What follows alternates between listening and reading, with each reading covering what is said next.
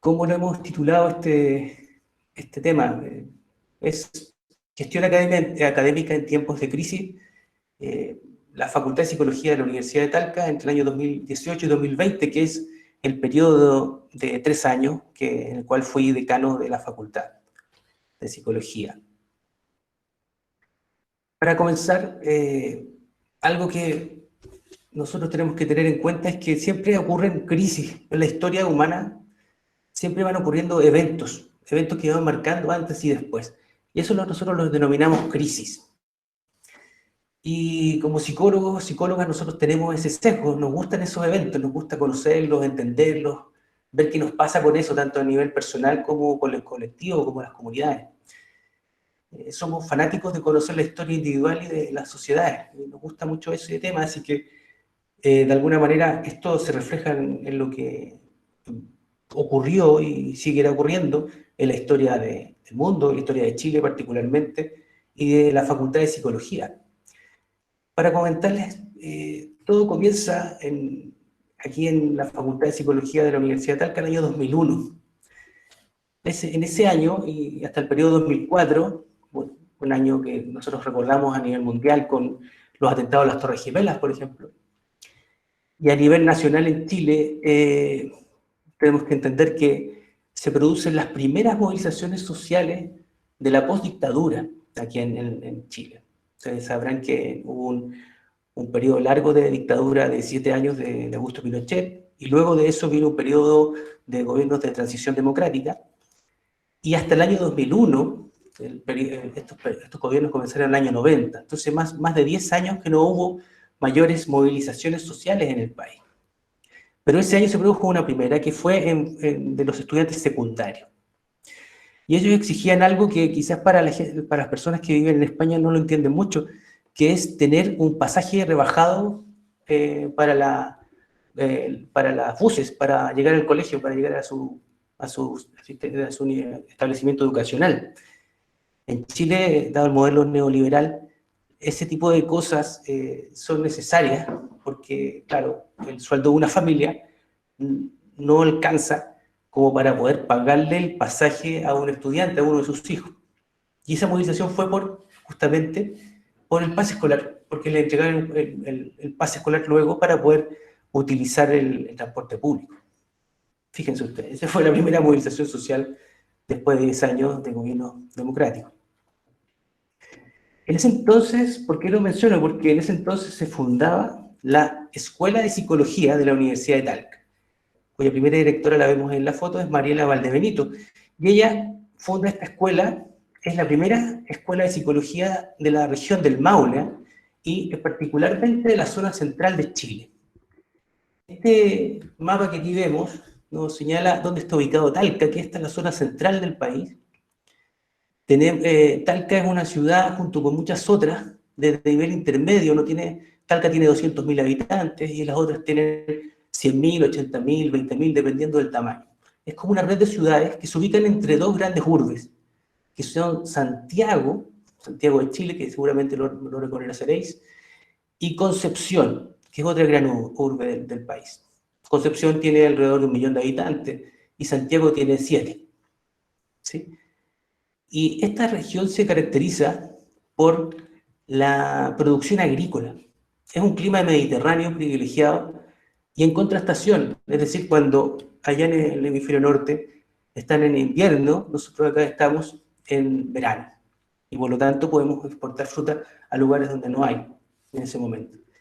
Esa es una de las principales, es la principal actividad económica de la región. Y también es una región característica porque se le da la identidad al país, así se dice, es la región central, la zona central. Aquí están los aspectos más conocidos, más identitarios del país. ¿Sí? El poblamiento de Chile se produce y se inicia en esta zona. Y claro, es interesante conocer eso desde el punto de vista de la psicología, y se funda una escuela justamente en medio de esta zona, que es principalmente rural, que tiene problemas importantes de pobreza, de desempleo invernal, etcétera, cosas que son típicas de la actividad económica. Curioso, esta escuela de psicología fue fundada dentro de una facultad de economía. Eso es interesante. No fue fundada en una facultad de salud ni en otra, fue como una escuela dentro de la facultad de economía. Esto es importante para lo que viene después. Ahora, en ese primer instante, el sello de los egresados y egresadas de la escuela de psicología era la psicología social organizacional. Salían como psicólogos laborales a trabajar en empresas, tanto públicas como privadas. Y ese sello todavía permanece en el ambiente, en el mercado laboral, por cierto. Avanzando un poco en el tiempo, ya entre el 2005 y el 2009, las movilizaciones sociales en Chile aumentan, siempre vinculadas a los estudiantes secundarios, ¿eh? Y empiezan a exigir que los establecimientos educacionales, por ejemplo, no sean municipalizados y cambios en las leyes orgánicas educacionales. Eso empieza a ocurrir. Empiezan a aumentar y a escalar más las crisis a niveles educacionales en el país. En ese momento se produce una primera crisis de identidad en la escuela de psicología que yo les mencionaba hace un ratito. Y esa crisis de identidad tiene que ver con el sello organizacional que empieza a ver que se necesita otro tipo de profesional que se pueda insertar en el mundo del trabajo. Es así como surge la psicología, empieza a haber otras menciones en la carrera de psicología, y también se le entrega un edificio a la escuela de psicología, que lo vamos a ver en esta foto. Este es el edificio recién inaugurado de la escuela. Y otro asunto interesante es que la escuela de psicología sale de la Facultad de Ciencias Económicas. Yo les mencionaba que estaba dentro de esa facultad, sale y queda como huérfana, como sin facultad. Lo que hace que bajo el rectorado de Juan Antonio Roc se cree la Facultad de Psicología, cuyo primer decano es Emilio Moyano, que vimos en la foto anterior. Se crea esta facultad el año 2007. Entonces, de una escuela, dentro de una facultad de ciencias económicas, pasa a tener una facultad propia, con una única escuela. Justo en el año 2007 también se crea el Magíster en Psicología Social, con el cual nosotros tenemos vínculo con el Máster en Recursos Humanos, Trabajo y Organización. Entre el año 2010 y el 2014, nuevamente se produce otra crisis, esta vez ambiental. Y esta crisis tiene relación con el famoso terremoto del 27 de febrero de 2010. Probablemente lo han escuchado porque fue muy destructivo, justamente en la zona central del país. Y afectó, por ejemplo, aquí a la Universidad de Talca. Esta era la antigua biblioteca de la universidad. Y en el año 2011, justo en la época en que era Chile famoso a nivel mundial por el tema de los mineros que estaban en una mina enterrados y que pudieron ser sacados de allí, justo en esa época se produce otra crisis vinculada con las movilizaciones de los estudiantes. Pero ya se pliegan a esta crisis los estudiantes universitarios. Y la exigencia es algo que también podría llamar la atención de las personas en España, es que exigen una educación gratuita y de calidad. Nuevamente nuestro modelo hacía que la educación fuese pagada. O sea, aquí las personas, los estudiantes que quisieran estudiar en la educación superior, tienen que pagar un arancel, tienen que pagarlo todo completamente. No hay subvención sobre ese arancel, ¿sí? Al menos que tengan una beca, que eran muy pocas las becas.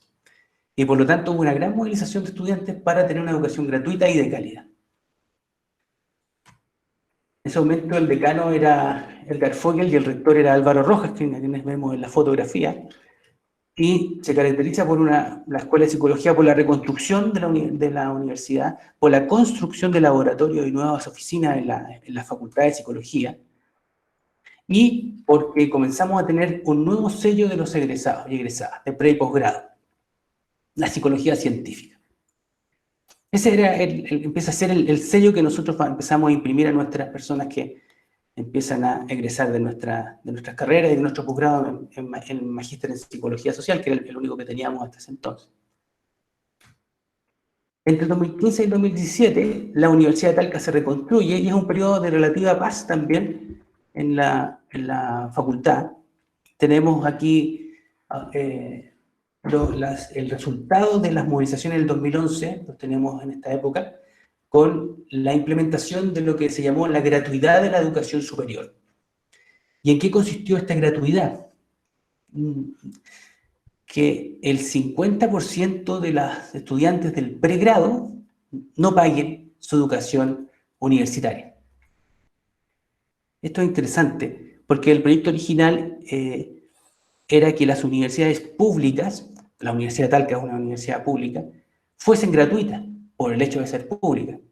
Pero, nuevamente, el modelo neoliberal del país hace que, en lugar de tener el concepto de lo público para que sea gratis, o subvencionado por el Estado, esa subvención del Estado vaya a las universidades según la calidad, es decir, según la acreditación que tengan.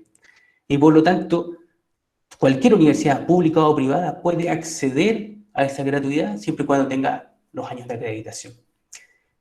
Gracias a las buenas acreditaciones de la Universidad de Talca, ese año comenzó con la mitad de los aranceles de pregrado gratuito y ahora va alrededor de más del 60% de los estudiantes con gratuidad. Pero no es el 100%, que es lo que se aspiraba originalmente. E interesante también es que se produce una segunda acreditación del Magíster en Psicología Social por 8 años, lo cual es un gran logro, porque es casi el máximo de años posible de acreditación que puede tener un posgrado en Chile. Y eso principalmente se debe al trabajo de internacionalización y doble título que tuvimos justamente con vuestro máster de Recursos Humanos, Trabajo y Organización. Así que un agradecimiento también al director del máster por ese gran logro en ese momento. Y llegando ya al 2018-2020, que es lo que me corresponde contarles como más en primera persona, como decano de la facultad, se producen también nuevas crisis en el país, esta vez vinculadas a la educación inclusiva. Fue un año de movilizaciones sociales con respecto a una educación no sexista, por ejemplo, inclusiva con las minorías, etc. La Universidad de Talca también tuvo su movilización en ese sentido, sus tomas. Una toma, valga la explicación, por si no lo conocemos, ese concepto, es llegar a un establecimiento educacional, desalojarlo e impedir que se hagan clases, y los estudiantes allí hacen ver sus puntos con una medida de fuerza. Se toman el establecimiento, no podemos ingresar a hacer las clases, etc. Eso es lo que ocurrió también el año 2017. Y no sé si han oído de esto, pero el año ya 2019 tuvimos el 18 de octubre del 2019 tuvimos un estallido social en Chile. Esto es la imagen de más de 1 millón de personas marchando en Santiago por este estallido social que tiene que ver con reivindicaciones históricas respecto a la participación de los ciudadanos y ciudadanas en el país, ¿sí? Y que nos llevó a la reforma que actualmente estamos teniendo y al cambio de la Constitución. Esa también es una crisis que tuvimos que resolver en su momento. Y, por cierto, la actual crisis de la COVID-19, el coronavirus, que nos tiene ahora en un formato de trabajo a distancia y de educación sustitutiva a distancia, ¿sí? En este periodo, que nuevamente el rector es Álvaro Rojas y me tocó a mí ser el decano, lo podemos caracterizar como una profesionalización y participación y transparencia de la gestión, ¿sí? Con hitos, por ejemplo, realizar cuentas públicas anuales, lo que no había sido hecho año a año anteriormente, tener cargos nuevos para la dirección administrativa, apoyos en el tema administrativo profesionalizado, y la triestamentalidad del Consejo de Facultad, es decir, que fuese compuesto también por estudiantes y por administrativos. También abrimos la disciplina psicológica a otras disciplinas. en este sentido sería incluir una nueva carrera de pregrado, que fue la Escuela de Terapia Ocupacional, como parte de la Facultad de Psicología, la cual vemos en esa foto también. También implicó fue una atracción de capital humano avanzado, y este gráfico muestra el crecimiento que se ha obtenido desde el comienzo, el año 2007, hasta el 2020. En la línea azul muestra la cantidad de profesores jornadas completas equivalentes que nosotros hemos incluido en nuestra planta, y hasta llegar a tener 26 docentes a jornada completa. ¿Sí? O sea, hemos atraído bastante capital humano a la facultad. Y otra cosa interesante es la cuota de género, también la hemos aumentado sistemáticamente hasta llegar a 46,2% de mujeres docentes de la Facultad de Psicología. Y en la actualidad tenemos esta pirámide, muestra la evolución en el tiempo de las distintas direcciones de la Facultad de Psicología. La Escuela de Psicología fue formada en 2001, como les mencioné. En 2005 creamos un centro de psicología aplicada. En 2007 el Magíster de Psicología Social. En 2007 se crea la Facultad de Psicología propiamente tal. En el 2013 creamos un doctorado interdisciplinario en Ciencias Humanas, junto con el Instituto de Estudios Humanísticos de la Universidad. El 2016 un Centro de Ciencias Cognitivas. El 2019 el doctorado en Psicología, y el 2020 la Escuela de Terapia Ocupacional como parte de la oferta de pregrado de la facultad. Este es un recorrido rápido de los hitos más importantes, y como podemos ver, siempre han ido atravesados por crisis, por situaciones críticas en la historia misma de la evolución de la facultad.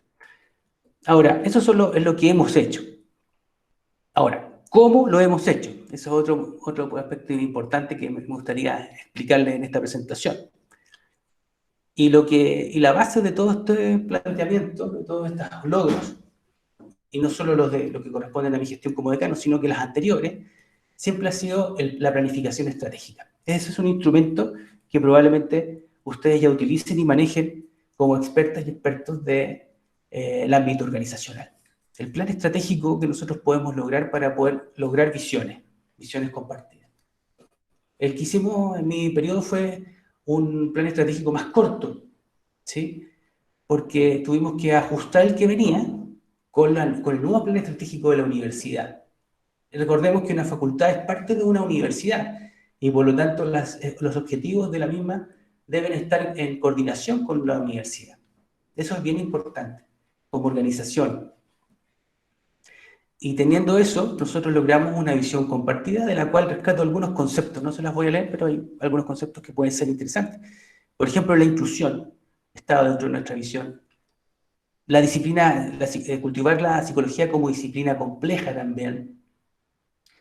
La generación de conocimiento científico y tecnológico. Y el tema de la interdisciplina. Para nosotros empezaban a surgir esos elementos como parte de nuestra visión compartida. Ahora, con base en ese plan y vislumbrando lo que nosotros queríamos hacer, logramos generar una serie de indicadores académicos, que sería el segundo elemento que me gustaría plantearles, que es importante en cualquier gestión: la generación de indicadores. Pero no siempre todas las variables que nosotros recopilamos son útiles como indicador. Así que les recomiendo que siempre tengan esta pregunta en cuenta: ¿qué tienen en común las variables que nosotros estamos observando? ¿A qué me refiero con esto? Imaginemos, aquí tenemos una serie de ladrillos, los vamos a llamar así. Son variables que observamos directamente, que pueden estar dentro de los flujos de información, de los datos que nosotros obtenemos de los sistemas de gestión. Arriba tenemos los variables como proyectos, docentes, doctorados, centros, pregrados, másteres, clientes. Estos son variables de un tipo que nos da la universidad, ¿no es cierto?, a nivel macro. Otras, como podrían ser a la izquierda, las vacantes, los programas, etc. El empleo, la empleabilidad de nuestros estudiantes al salir, el ranking con que ingresan. Estos son más bien del pregrado, más bien de los programas mismos, ¿no es cierto?, de las estructuras de nuestros cursos, de nuestros programas. Y a la derecha tenemos las variables propias de los investigadoras e investigadores, de los académicos, de los docentes. Los cursos, los trabajos de titulación la cantidad de trabajos de titulación que han llevado a cabo, en la nota, en la evaluación docente que hacen los estudiantes de su profesor, los artículos que han publicado, si han ido primero en esos artículos, si los han liderado, el número de cargos que han tenido como directivos en la unidad y la duración en esos cargos. Y hay más variables. O sea, uno podría tener muchísimas variables y tener una visión súper compleja de esto. Ahora, lo importante para nosotros era generar modelos que pudiesen explicar estas variables. Así, teóricamente, las variables que están arriba son parte de la gestión de la universidad. Las variables de la izquierda son parte de la gestión de los programas y las de la derecha, las de la gestión de los académicos y académicas. Entonces, queríamos buscar, insisto, de toda la multitud de variables que teníamos, aquellas que tuviesen algo en común para poder detectar en esas variables y tener y entenderlas, medirlas y dar de retroalimentación a quien fuera necesario para poder hacer una buena gestión. ¿Qué fue lo que hicimos entonces? Esto de buscar qué es lo que tienen en común las variables no es nuevo, y lo inventó en 1904 un señor que nosotros debemos conocer probablemente, que es Charles Spearman. Él fue el famoso descubridor del concepto de inteligencia, como lo conocemos hoy. Y él utilizó algo que se llama el análisis factorial. De hecho, lo inventó. Es una contribución de la psicología a la matemática, a la estadística. Y este análisis factorial exploratorio lo que hace es justamente buscar lo que las variables tienen en común. Si existe la inteligencia es porque las distintas formas en que se mide tienen en común algo que no vemos directamente, que se llama inteligencia. Y este análisis factorial ha sido aplicado prácticamente a todos los modelos en psicología, a la personalidad, a los modelos de crisis, a los modelos de impacto psicológico, a todas las variables, todas las validaciones de escala que nosotros podemos hacer, las vamos a tener que pasar por un análisis factorial. Así que, ¿y por qué? ¿Por qué es tan útil? Porque nos permite detectar dimensiones subyacentes a lo que observamos. Nos permite hacer creer que a partir de lo que observamos existe algo latente, algo que podría ser un concepto que no vemos directamente. Entonces, utilizando estos modelos y utilizando mucha información que nos daba los sistemas de información de la universidad, descubrimos algunas cosas. Que en la gestión de la universidad encontramos dos dimensiones. La dimensión de investigación y la dimensión docencia. La investigación se componía de variables como el número de jornadas completas equivalentes, el número de doctorados que tenía una unidad y el número de centros que tenía la unidad. Las jornadas completas equivalentes son, en el fondo, el número de docentes contratados en cada unidad de la universidad. ¿Ya? Y en cuanto a la docencia, el número de másteres y el número de grados que tenían las unidades de la universidad. Esas dos dimensiones surgían de las variables. Y cuando hacíamos un análisis de las distintas facultades de la Universidad de Talca, encontramos que se comportaban de esta forma estas variables. Y que psicología era una facultad promedio en cuanto a investigación y a docencia. Estar aquí en el 0 implica el promedio porque estas son puntuaciones estandarizadas. Y psicología está justo más o menos al medio, debajo de facultades grandes como ciencias agrarias, ciencias de la salud e ingeniería. ¿Sí? Y por encima de otras más, pero en el promedio.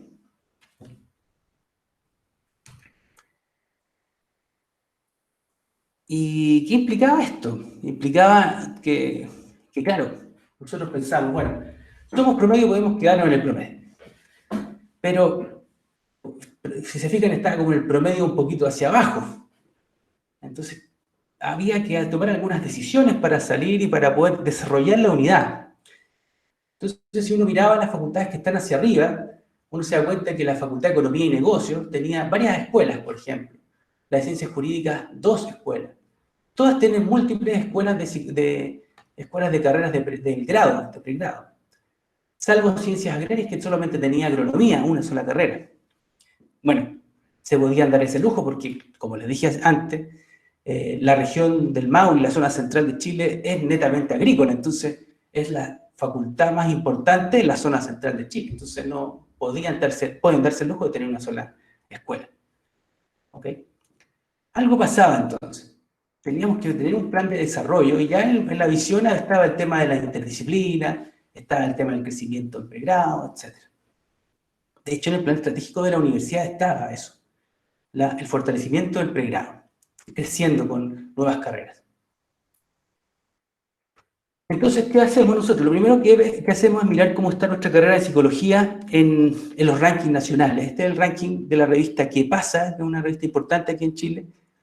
Y en esta revista decía que la psicología tiene muchísimos matriculados, 37.000 matriculados, ¿sí? Y que su índice de empleabilidad está a la baja.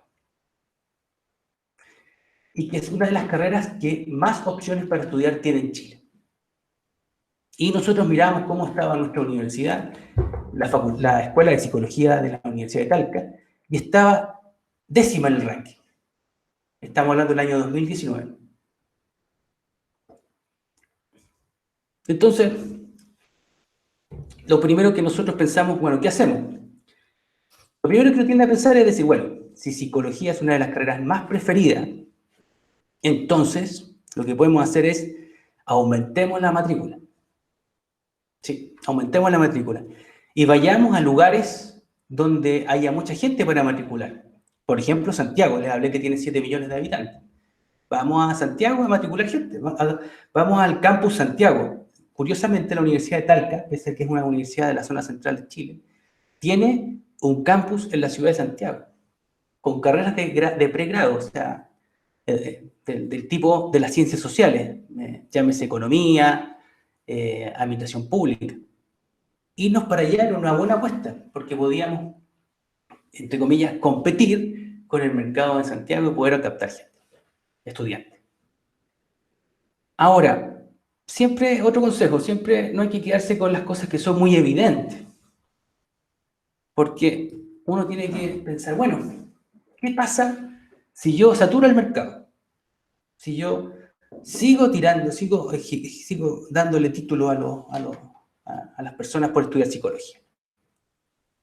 ¿Qué pasa si en el futuro un mercado se satura con la cantidad de psicólogas y psicólogos y se vuelve caótico? Es decir, no van a tener trabajo, no sé qué va a pasar con los egresados. Parte de la responsabilidad de una institución pública es que la persona que estudia en ella, bueno, sepa yo dónde trabaja, cómo le va a ir, que tenga un estándar de vida, es parte de la responsabilidad social. Y a mí me llama la atención esto que está acá en el ranking ¿Qué pasa? Para que lo diga el ranking que el índice de empleabilidad tiende a bajar, es porque algo está pasando, ¿no? Bueno, en resumen, lo que hicimos fue disminuir los cupos de la carrera, dejarlos en 90 cupos de ingreso en primer año, y desarrollar la diversificación del pregrado. Diversificarlo, o sea, hacer otra carrera, pero que no fuera psicología. Y eso es súper raro porque psicología es, como facultad, tiene siempre una carrera. O sea, yo recordaba la Universidad Autónoma de Madrid, donde hice mi doctorado, y era una facultad de una única carrera. Claro, era la Universidad Autónoma de Madrid. En la Universidad de Talca la situación es distinta. Con respecto a la psicología, no éramos la Universidad de Santiago, ni la Universidad de Chile, ni la Universidad Católica de Santiago. Entonces, ese tipo de cosas uno las tiene que ir ponderando. Entonces, ¿cómo lo hacíamos? Bueno, hicimos un análisis de las carreras afines a la psicología. Porque claro, psicología puede parecerse, no sé, alguna carrera podría ser trabajo social. Hicimos una pequeña encuesta de qué carreras eran parecidas a la psicología. Y las medimos con información que está disponible en una página del ministerio que es mifuturo.cl, que es una fuente de información bien interesante. Y encontramos ahí que había tres dimensiones de, de las carreras afines a la psicología. Las dimensiones de contexto, es decir, aquellas variables que tienen que ver con las vacantes, con los programas, la cantidad de programas a nivel nacional, los programas, la cantidad de programas en la región, las primeras preferencias que hacen los estudiantes.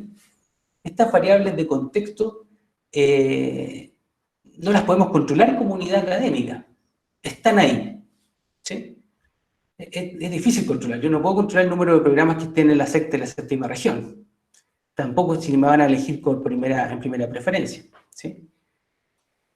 Ahora, la otra dimensión es la dimensión del estudiante, que tampoco podemos controlar directamente, porque es el puntaje de la selectividad, el ranking que han tenido durante su enseñanza secundaria, la duración que tiene la carrera más allá de lo formal, ¿sí? Se puede extender más allá de los 5 años, en Chile las carreras son de 5 años, y el ingreso al cuarto año de egreso, y este ingreso es respecto al sueldo, al salario que va a tener el estudiante al cuarto año. Eso yo no lo puedo, cuando egrese, eso yo no lo puedo controlar exactamente, como unidad de carrera, como carrera, digamos. Pero sí lo que podemos controlar son las variables de proceso. Esas sí podemos hacer algo al respecto. Por ejemplo, la retención en primer y segundo año. ¿Cuántos estudiantes se quedan en el primer y segundo año? La empleabilidad también la podemos controlar de alguna forma en el primer y segundo año de egreso, porque nosotros de alguna manera con las competencias que entregamos y con las prácticas profesionales aseguramos que esa persona cuando se emplee va a mantener su empleo. Aseguramos un mercado laboral para esa persona para que pueda empezar a trabajar. Bueno, de todas las carreras que nosotros evaluamos, que era trabajo social, terapia ocupacional, psicopedagogía, periodismo, sociología, antropología y comunicación audiovisual, las tres más afines entre sí eran la psicología, la terapia ocupacional y el trabajo social. Descubrimos eso con estas variables, con estas dimensiones. Y interesante porque también estas tres carreras son un componente, bueno, son carreras de servicio y también un componente de género bastante femenino, por así decirlo. La estudian más mujeres que hombres. O sea, eran similares en varios niveles. Entonces optamos nosotros por la terapia ocupacional. ¿Y por qué por esta carrera también? Aparte que es muy afín, como lo vimos en este gráfico. Porque es una carrera que nos permitía hacer cosas que como psicólogos y psicólogas no es tan fácil hacer, que era hacer artefactos tecnológicos. Eso era una línea de desarrollo para la facultad. ¿A qué me refiero con esto? Porque los terapeutas ocupacionales son la única carrera que están capacitados para hacer este tipo de cosas como llamadas órtesis o tecnologías asistivas. Es decir, alguien que tiene una dolencia en la rodilla, un terapeuta ocupacional hace todas las mediciones biofísicas y crea un apoyo a la rodilla. Y esto se estaba haciendo ya en la Universidad de Talca. O sea, ya había una capacidad instalada, ya sea por la Facultad de Ingeniería o por la Facultad de Ciencias de la Salud, que estaban realizando aparatos, aplicaciones, etc. Entonces, había una capacidad instalada, había redes internas en la universidad, y nosotros como psicología podíamos ganar porque podíamos ampliar el horizonte tecnológico, podíamos llegar a tener patentes, a patentar productos. Así que esa fue nuestra opción de pregrado y por eso que nosotros como Facultad de Psicología tenemos una escuela de terapia ocupacional dentro. Y no éramos la única, también esto ocurre en la Universidad de Salamanca en España o en la Universidad de Buenos Aires en Argentina. Por último, en la gestión académica, que es la tercera dimensión que nosotros evaluamos, tenemos tres dimensiones, descubrimos tres dimensiones con la información, que cuando hablamos de gestión académica, hablamos de cómo gestionamos a cada uno de los docentes de una unidad. Y cada docente es un mundo aparte. Y algo que uno aprende en la gestión es eso. O sea, cada colega, cada uno de los que nos dedicamos a esto, tenemos nuestros proyectos, tenemos nuestras publicaciones, tenemos nuestros cursos, y tenemos un mundo que muchas veces no se toca mucho con los de los demás. Entonces, descubrir las dimensiones de la docencia era importante para poder generar planes de carrera entre nuestros colegas. Y estas fueron las dimensiones, fueron la dimensión de docencia, investigación y gestión. Dentro de docencia encontramos el número de cursos que tienen los docentes, el promedio de trabajo de titulación que realizaban, el promedio de la evaluación docente que los estudiantes hacían de ese docente. En la dimensión de investigación, el promedio de artículos que habían tenido los últimos 5 años y si en toda su carrera cuántos artículos ellos habían sido líderes, ellos iban como primer autor. Y en gestión, la dimensión de gestión, el número de cargos directivos que había desarrollado esa persona y cuánto tiempo había estado en esos cargos. Esta es una gráfica que muestra a los docentes de la facultad a principios de 2020, eran 19 en ese momento, con las 3 dimensiones. Y esto es importante cuando les mencionaba para hacer desarrollos de carrera de los docentes. Yo tomé hice un docente, no les voy a mostrar el perfil de un docente de la facultad, voy a hacer un caso hipotético. Es el caso de Charles Xavier, quizás muchos lo recuerden por unas apariciones en la televisión. Este docente es un docente hipotético, insisto, pero este señor, nosotros podíamos hacer lo siguiente con cada docente de la facultad. Podríamos ver, primero, variables más cualitativas, por ejemplo, dónde había estudiado, en qué universidad, qué otras cosas le apasionaban, ¿no es cierto? Qué cursos daba, el que le gustaba más dar, líneas de investigación, proyectos, publicaciones, cargos que había desempeñado, la visión de su trabajo. ¿Ok? Es bueno tener ese contexto en una página web que permita a un estudiante o a alguien conocer rápidamente a su profesor, ¿sí? Y mejorar la información que está disponible en las páginas web. Eso a nivel hacia afuera, como nosotros mostramos a quienes son nuestros académicas y académicos.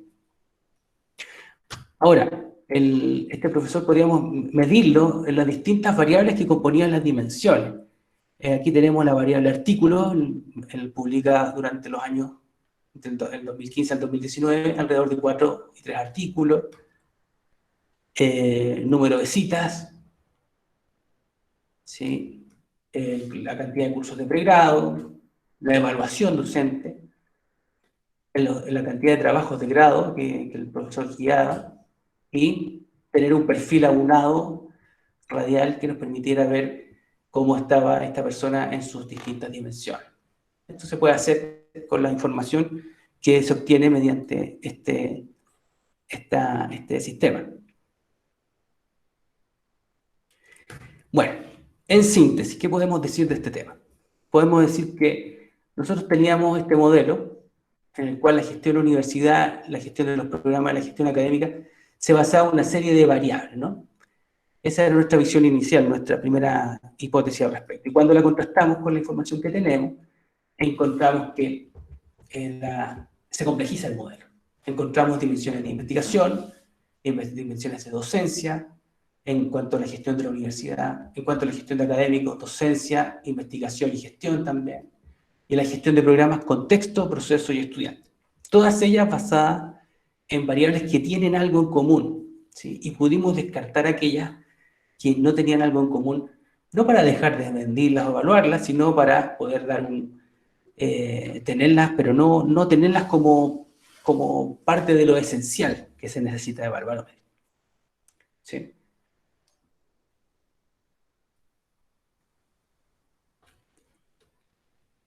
Ahora, ¿por qué hacíamos todo esto? Y aquí retomo el tema de las crisis. Son tiempos complejos. Durante una crisis los recursos escasean más. Siempre son escasos, pero como que cambian de dirección muchas veces. Estamos ante nuevos desafíos, por ejemplo, utilizar plataformas para poder hacer clases, hacer clases a distancia. Lo que estamos haciendo ahora también es parte de esto que hemos aprendido durante la pandemia. ¿Y por qué? ¿Por qué ocurre eso con las crisis? ¿Y por qué salen tantos proyectos y tantas cosas durante una crisis? Bueno, la Real Academia de la Lengua nos da algunas pistas Una crisis es un cambio profundo y de consecuencias importantes en procesos y situaciones, y en la manera de ver esos procesos y situaciones. Y esto viene de los griegos, ¿eh? Los griegos tenían la palabra crisis para cuando ellos tenían que decidir algo, lo utilizaban. Yo decido, separo, juzgo. Ahí viene el concepto inicial. Y interesante es el caso del concepto chino de crisis.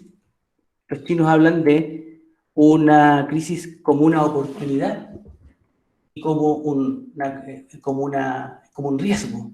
Este es el ideograma para crisis y este es el ideograma para oportunidad. Si se fijan, comparten este ideograma, ¿ven? Entonces eso tiene esas dos caras. Y el concepto en sistemas complejos de crisis tiene que ver nuevamente con esa dualidad, con el conflicto por un lado, la desorganización, el miedo y el caos, y por el otro lado la oportunidad, la transformación, el desarrollo. Y todo eso unido por el riesgo. ¿Sí? Eso lo vemos este es un grafo que cuando uno le pregunta a las personas qué opinan de las crisis, cómo las ven, cuando se hace análisis de redes complejas se obtienen esta información. ¿Sí? Ahora, para la psicología, las crisis son un evento que ocurre a lo largo de la vida y que marcan un antes y un después y que pueden tener respuestas disruptivas o saludables. ¿Sí? Y ojo que la mayor cantidad de personas van a tener respuestas de resiliencia ante la crisis. Y esto debe tener que ver con la forma en que nosotros procesamos los eventos de la vida, los eventos críticos. Los podemos procesar mediante la memoria verbalmente accesible o la memoria situacionalmente accesible.